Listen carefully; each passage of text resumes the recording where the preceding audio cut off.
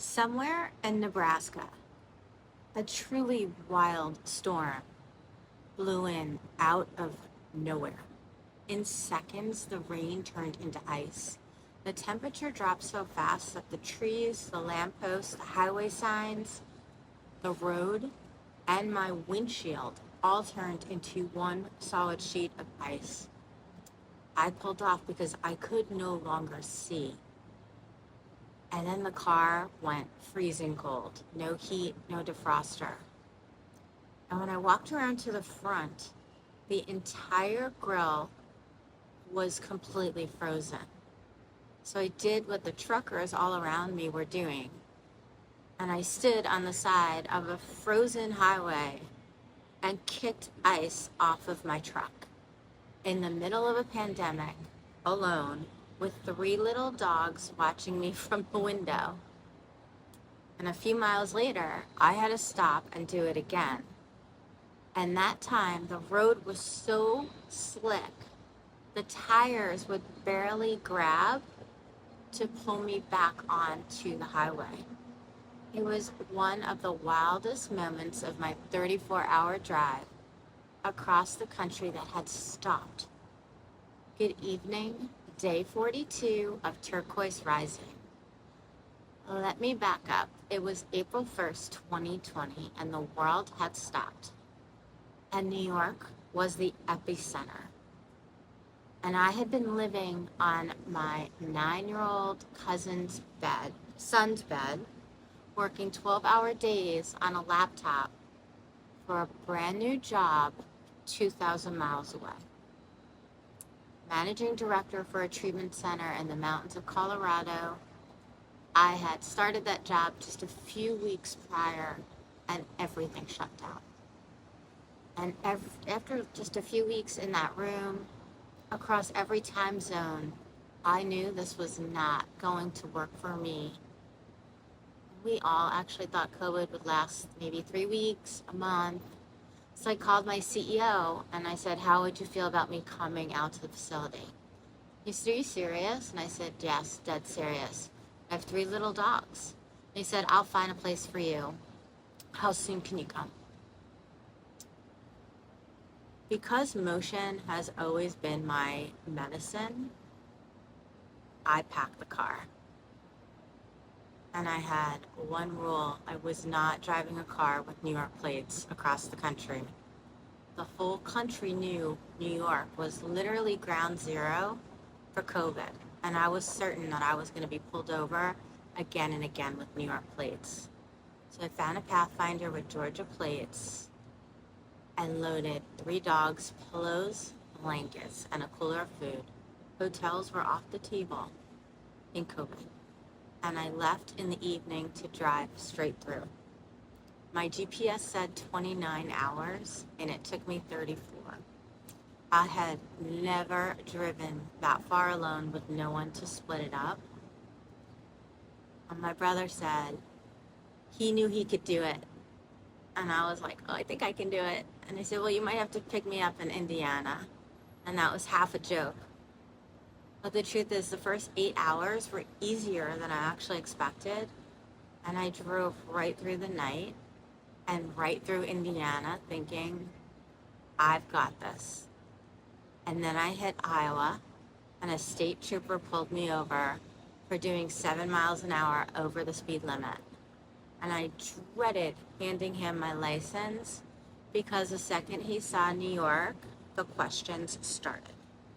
Why is a car with Georgia plates, rented, driven by a woman from New York, crossing Iowa in the middle of a pandemic? Fair questions. So I told him I was an essential worker headed to a treatment center in Vail. And because addiction never takes a day off. And he wanted proof. And the letter was somewhere in that packed car. And packed, by the way, by my cousin Michelle, who lovingly repacked my entire car. So, of course, nothing was where I had put it. And the dogs are barking at him. And I'm digging through everything. And finally found the letter. And he was kind. He sent us on our way. And then came Nebraska. And you already know what Nebraska had waiting for the dogs and I. When my eyes started closing on this drive, I would pull off and take a 30-minute nap. And I was really strategic about it. I would back in and I would park close enough to other people that I could get help, but far enough away that I never drew attention to a woman traveling alone. I kept a full tank and a clear path to the exit in case I ever needed to leave where I stopped really fast.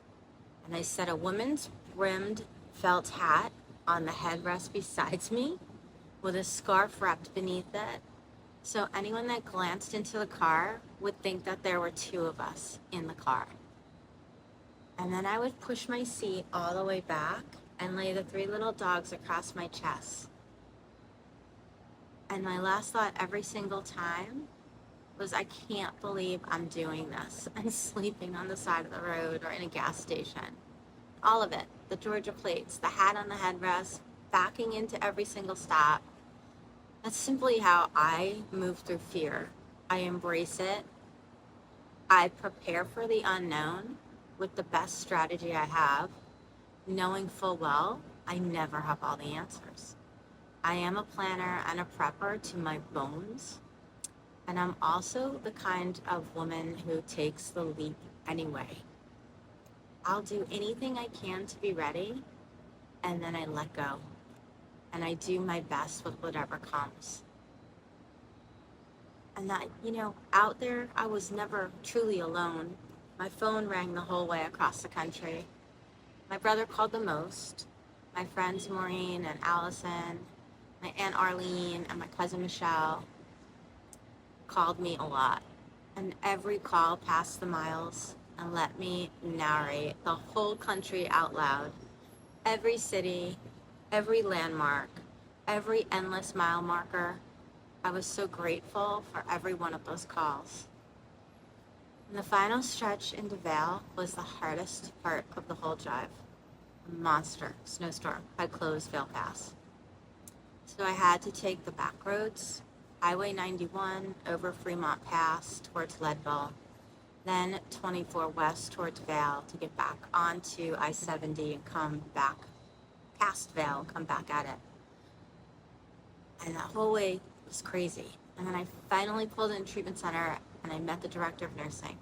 She came out in a mask, gloves, a gown, took my temperature, and I had a slight fever. I felt fine. I was exhausted, but fine. She was so apologetic, but she had no choice.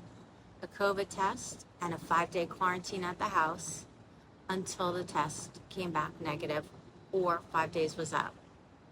I had yet to eat. I had yet to meet a soul. So they had me place a Walmart order, and someone left it at the door for me. And when I finally got out of the car at that house on the edge of the White River National Forest, I was like wrung out, and it was electric.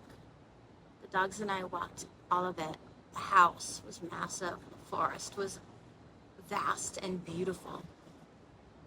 And I knew all the way that I had made the right decision.